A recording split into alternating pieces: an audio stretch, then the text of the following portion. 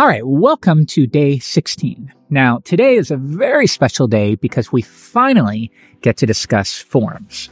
But in order to do that, we also have to touch upon a number of other topics like request data and folder organization and even cross-site request forgery. So yeah, a lot to cover, and worse, I want to try to get this all done in 10 minutes or less. So wish me luck. Let's get going. Let's begin within our routes file. And I want you to notice something. We're starting to see a bit of a pattern forming. All right, so I have one route to show all jobs. I then have a second route for displaying or showing a single job. But now I want a third route to show a page to create a new job. So if we're going to stick with conventions, this URI will be called jobs/create. All right, but I want to show you something. If I simply die and dump and say, hello there, and we load this in the browser, it's not going to work. So have a look. To the browser, I will visit jobs/create, and it fails. It's kind of weird, right? We expected to die and dump hello there, but it seems like it's trying to load a different route. So let's see why. If I switch back, notice that we have a wildcard declared above jobs/create. So think about what this is saying. This is saying, listen for a request to jobs/anything, including create. So even though we declared explicitly jobs/create, it occurred after this route, which means it doesn't take effect. So that's something to keep in mind. Your wildcards should generally go closer to the bottom. All right, so I'm going to bring this up, and now if I come back and give it another try, it works. All right, so that's a common pitfall that you should be aware of. Okay, so next I want to return a view to create a job. But at this point, I think we need to adjust our folder structure. For example, do I call the view create job? Well, you can if you want, but again, I like to stick to common conventions. If we all stick to them, then when I view your project, I immediately feel right at home. And the same is true if you view my project. All right, it's a perk of following conventions. So with that in mind, we have one view for all jobs, another view for a single job, and a third view to create a job. So let's do this. In my views folder, let's nest all of those under a single jobs directory. So create a directory called jobs, and then I will take this and move it over. But now think about it. Jobs/jobs doesn't really work. Well, let's rename this. Instead of jobs, I will call it index. And again, this is a common convention. The view and the action for displaying all of a resource is typically called index. Next, the view for displaying or showing a single resource or record is called show. So I will rename this to show.blade.php. All right, so you're going to repeat this for all of your resources. If you have tasks, then you would have a tasks folder in your view. You'd have an index view for displaying all tasks, a show view for displaying a single task, a create view, and I'll create that right now, for creating a task or creating a job, as we're doing in this example. Okay, so now let's go back and adjust our routes. And you can see, because I'm using a plugin called Laravel Idea, it immediately notifies me that this view no longer exists. All right, so I could say jobs/index, and that would work. However, you can also use dot notation in place of a / for the directory separator. So this is a little bit more common. All right. This one would be jobs.create. And notice I have auto-completion here, which is great. And then finally, we have jobs.show. All right, this feels a little better to me. Okay, so now let's go into our create view, and we'll update the heading to create job, and then we'll say to do. All right, let's have a look in the browser. All right, so here is the index view to display all jobs. Here's the show view to show a single job, and then we have a new one, create, will display a form to create a new job. All right, so let's head back over to Tailwind UI so that I can quickly snatch a form that we can use in our project. tailwindui.com. And of course, we're only going to grab something that's freely available. So within components, we'll come down to application UI, and I'm going to look for form and see what we come up with. Aha, here we go. So it looks like we have some input groups. Why don't we just grab a full layout here? And yeah, usually with some of these examples, the first one is freely available. You don't have to purchase. So that'll give us a big form layout, most of which we're not going to use, but that's okay. We can delete it pretty quickly. So I will copy that and switch back to my editor. And I'm going to paste the entire clump right here. All right, back to the browser. And yeah, this actually looks pretty good to my eyes. Okay, but yeah, most of this we don't need. So for example, notifications, personal information, cover photo, we don't need any of that. So let's get rid of it. I'm going to look for notifications. All right, and it looks like I can select this entire thing to get rid of it. Cool. Next, I said personal information, so let's get rid of that section. Next, I said cover photo, so I can get rid of that section. Come back, give it a refresh. All right. Next, a avatar photo. Let's see, photo. Yep, we don't need that one. So yeah, this is what you will often do with Tailwind. You only need to grab the sections you require. So we have username, about, and I can repurpose those. Okay, so let's see. Username, first, this is going to be the title of your job. So yeah, basically all I'm doing here, if I switch back to Table Plus, is replicating the fields within the table. So the employer ID, we're going to automatically assign that. But next, I need a title and a salary. So only 2 fields. Very quick and very easy. All right, so we will have title, and I will use multiple cursors to quickly select some of these so that I can change them all at once. All right, we'll have title. All right, next, you will see that Tailwind shows an example of your username preceding the URL. So I don't actually need that in this case. So I can get rid of that. But then if I give it a refresh, we lose some of the padding, and that's because they automatically adjust that. So I'm going to bring it back to PX3 so that we have some padding on the left and right. Now, the placeholder right here can be a dummy job title, like Shift Leader. Okay. So do I need a text area? Actually, no, in this case. So what I will do is duplicate this. And then down here, I can select the text area entirely and delete it. All right. So this next one will be salary. So I'm going to select all of this, salary, update this here. And real quick, autocomplete, that's irrelevant in this case. It would make sense for a username or an email, but for title and salary, it's not useful. So I can get rid of that. All right, next placeholder. Again, it's going to be something like 50,000 per year. It's whatever the employer wants to add there. All right, come back, give it a refresh. And that's looking pretty good. We have our buttons. The only remaining step is the profile information at the top. So I'll say, create a new job. We just need a handful of details from you. All right, I like it. So now if I add some dummy data here and I click save, well, nothing happens. And of course, that would make sense. If I switch back, and real quick, I can get rid of the comments here because I'm using the CDN. But yeah, anyways, the form is blank. So if we have a look, it's making a GET request to itself and passing through those fields. And that's not what we want. All right, instead, I want to make a POST request to where? Well, again, following a common convention, we would make a POST request to the resource itself. So in this case, that would be jobs. So if you make a POST request to jobs, that is our signal that we are going to persist a new job to the database. Okay, so let's give this a try, but we know we don't even have a route that listens for a POST request to /jobs. But yeah, nonetheless, let's just see what happens. We give it a run, and Laravel lets us know, hey, the POST method is not supported for that route. We have a GET request, but not a POST request. Okay, let's fix it by returning to my routes file. And yeah, once again, we are continuing this route URI naming convention. So I'm going to listen for route POST to /jobs.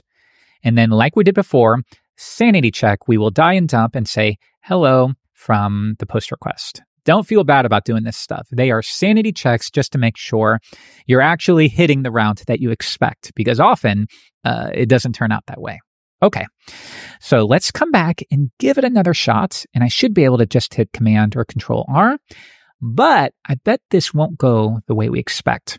No, we got a 419, page expired, and worse, we have no clue why. All right, let's just try it again for sanity. Job/create, maybe we did something wrong.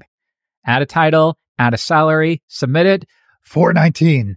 What's the problem? And if you want me to be honest, this is one area where I feel like the framework could be, I don't know, a bit more clear, at least in a local environment, as to what the problem is. So let's talk about it.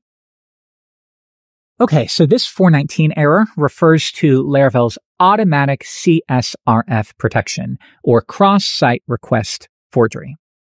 Okay, so if you hear that and it just sounds like gibberish gobbledygook, then I need 2 minutes of your time. And I promise at the end of those 2 minutes, you will perfectly understand why this is so important. All right, so maybe hit pause, get yourself some milk, get yourself some juice or beer. I'm not going to judge you. I like water. Story time. Okay, so think of an example, Jeffrey. Imagine that you are a member of a local bank, and we'll call it localbank.com or localbank.test, just in case that's a real URL. You're a member of this local bank, and they offer a page once you sign in to update your password. Pretty standard fare stuff, right? Visit the URL, log in, visit the settings area, update your password. What's the problem? Well, nothing except, in this example, local bank doesn't know anything about security. They don't even know what CSRF refers to. So if that's the case, though, I, Mr. Malicious Person, can take advantage of both local bank as well as you. And here's what I do. I would send you an email, and I would represent that I am from local bank. I might even make it look like an automated email. Hey, John or Jane Doe, it's time to update your password. Please click here. Now, you're a programmer, and you know to be suspicious of things like that, but most people aren't built that way. So they click the button, and they're taken to a form to update their password. They fill out the new password, they submit it, and they're on their way. And here's the cool thing, at least in a malicious sort of way. Here's the cool thing. They don't even know that something just went down. All right, but something did. So here's what happened. When they clicked on that button, of course, they didn't go to localbank.com or localbank.test. Instead, I sent them to my malicious person website, .com. Now, you're thinking, well, wait a minute, it looked like local bank. We saw the logo, so what happened? Well, I know how to write CSS, dude. I know how to grab an image. So I can just make it look like local bank. That's the easiest thing in the world. And it's one of the simplest tricks you can do for people who aren't overly technically inclined. Okay, so what happens? Well, think about it. You thought you were on a local bank, but you're not. Okay. You filled out a new password, and we tracked it. So now I know what you want your password to be. And then when you submit it, here's the secret sauce. That post request still goes to localbank.test.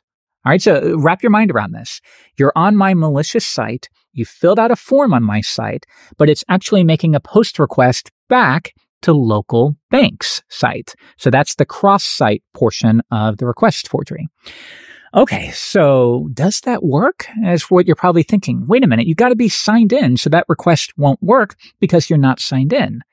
Well, you very likely are, though. Let's say you logged in earlier that day or even the night before to check your account statement or something. All right, well, you're in the session, you're still signed in. There's a cookie in your browser that says you're signed in. So if I make that request to local bank, then the cookie will be read and you're signed into local bank. So the post request will complete and your password will be updated. All right, so isn't that weird? From my site, I basically replicated the form to update the password. The only difference is I was able to intercept your new password while still physically updating the password on local bank's end. So now all I have to do is the next day sign in with that password that I captured, and I now have access to all of your data. So how do we fix this? We fix this by leveraging what is effectively a token. There is a token that will be included as part of the form, and we will then compare that token from the form to a token that's in your current session. And if those two match, we can be pretty sure that you are the person making the request on the current domain. But if they don't match, then we know something's going on here. And in the case of Laravel, it throws a 419 error. And now you know. All right, let's fix the problem. Back to my editor, let's return to the create view, so I can command click on that. And at the top of our form, I'm going to add a blade directive called CSRF. Now, behind the scenes, once this is all compiled down to vanilla PHP, this will expand to a hidden input. And we can actually inspect the HTML in the browser to review it. Jobs/create. Let's right click and choose inspect. And yeah, at the very top of the form, here we go. So yeah, again, this directive compiles or expands to this hidden input. So notice it has a unique token. All right, so that's what I'm referring to. Once we submit this form, that token will be included along with the request. And then Laravel, behind the scenes, you don't even have to deal with this yourself. Laravel is going to compare that request token to a token that's in your session. And as long as they match up, you're good to go. But if they don't match up, and I'll show you an example of that in just a second, it will once again throw a 419. Okay, so let's do the happy path. I will fill it out. We now have our token. Laravel will read the token, compare it, it will match, and sure enough, we hit that post request. It works. But let's go back. Now, let's tweak it. So once again, I will come back, and I'm just going to add a bunch of characters here to force a mismatch. Okay, so now if we try it again, we should get a 419 because the token from the client does not match the token from your session. And so a 419 is thrown. Okay, so I know I was a little verbose there explaining it, but it's really important that you understand this concept. All right, so I'm feeling pretty good here. I can now return to my routes file and we can proceed. So how do we get the attributes from the form? Well, we can use this request helper function. I can say, from the request, give me all of the attributes. So why don't we pass this to die and dump and review the output? So let's come back. We'll say shift leader and 50,000. That's fine. Submit it. And sure enough, here is our request data, the title, salary, and the CSRF token. Cool. Now further, instead of saying request all, I could also pass an attribute name here. So if I want the title, I could say request title. I come back, give it a refresh. Now we see shift leader. All right, I think we have everything we need. So we're going to skip validation just for this episode, but I promise we're going to return to it. But assuming that everything is valid, we can now create a new job in the database. App, models, job, create. And what do we need? We need the title of the job, we need the salary of the job, and we need the employer ID for the job. Now, you might be wondering, well, why didn't we have an input in the form to set the employer? Well, that's because I would assume that would be fetched from your authenticated account. So if you're already registered and signed in as an employer, then you don't need to fill in the employer a second time. We can grab that off of your account. So yeah, just for now, though, while we haven't yet reviewed authentication, I will hard code an employer. Okay, so the title can be request title. The salary can be request salary. And I think that looks good. Okay, so now where do we want to return? Well, assuming that the job was created successfully, it would make sense to take the user back to this page to view all of the jobs. Okay, so let's do that now. Return a redirect to /jobs. All right, so I'm going to let you take a look at this. Now, I actually think we're going to see an error if we run this, but let's go ahead and work through it. So back to the browser, we'll say shift leader. This one is 30,000 USD. And it does fail. Okay, good. So we get a query exception. Not null constraint failed for employer ID. So yeah, let's take a look at the query. Title, salary, no reference to employer ID. even though we know that we included it. So what's the problem? Well, the problem relates to those fillable fields on your Eloquent model, and we learned about this a few episodes ago. If I return a job, notice that fillable fields, this refers to fields that can safely be mass assigned. We have title and salary, but not employer ID. So I could add that here. But yeah, already I'm noticing that this is kind of annoying. But nonetheless, let's just keep trying. So I will come back and refresh the page, and it works. So if I return to Table Plus and refresh, there we go. We have our new record. But now, real quick, notice I don't see it here. And that's probably because of the ordering for all of our jobs. So I can fix that. Let's come back to our routes file. And when we fetch all jobs right here, yeah, the ordering isn't what we want. I actually want to see the most recently created job first. So we can add a method called latest. And this, behind the scenes, just adds an order by clause to your SQL query. And it's basically order by the created at timestamp in descending order. So give me the latest records first. All right, so now if I come back and refresh, sure enough, I see our new job. That's working. Very cool. But yeah, if I come back, it's just a little bit annoying that every time I need to assign to a new field, I have to make sure that it's represented in the fillable fields. So I'm going to warn you, this is an area where programmers very much disagree. It ultimately comes down to how much safety and security you want by default.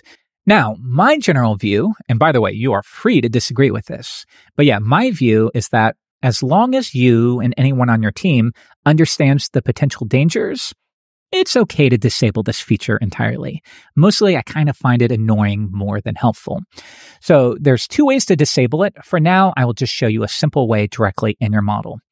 Instead of setting the fillable fields, I'm going to do what is effectively the opposite, the guarded fields, fields that should be guarded from being mass assigned. And if I set this to an empty array, I'm basically saying you don't need to guard anything. I'm effectively disabling the feature entirely. All right. So now if I come back and we try it again, job/create, this one will be programmer at 100,000 per year, submit it, and it works. And that's because we disabled that feature entirely. So just remember right now, for any Eloquent model, you would need to add this property. Or, of course, you can configure your application as a whole to disable it. And maybe if you want on your own, research that and figure out how to do it, and then leave a comment below. All right, day 16 in the books. So I do hope we were able to get that done in 10 minutes or less. And by the way, if you're thinking, well, Jeff, you recorded the video, you know, the answer is actually no, I don't at this point in time. A little tip, the amount of time it takes to record a lesson is much, much longer than the edited version that you're watching right now. So you know if I pulled it off, but I don't. Even close. So, yeah, please make sure you understand the concepts from this lesson. It's really important. Understand how to submit a form. Understand what cross-site request forgery is. Understand how to fetch request data from the form. Understand the difference between fillable and guarded fields. And if you feel like you're comfortable, in the next episode, day 17, we move on to request validation. I'll see you then.